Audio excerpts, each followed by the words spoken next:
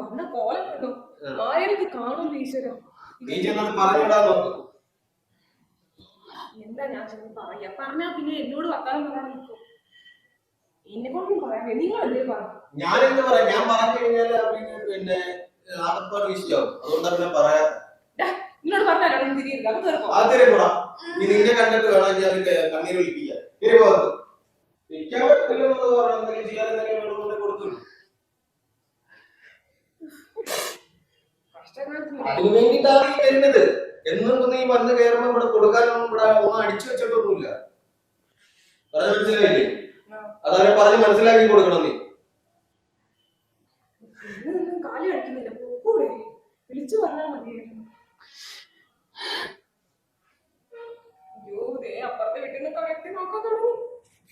അവരെത്തി നോക്കുമല്ലോ. അവരെന്തെങ്കിലും ആരെങ്കിലും കൊണ്ട് വരാൻ വേണ്ടി കാത്തിരിക്കും. അവരെത്തി നോക്കാൻ വേണ്ടി.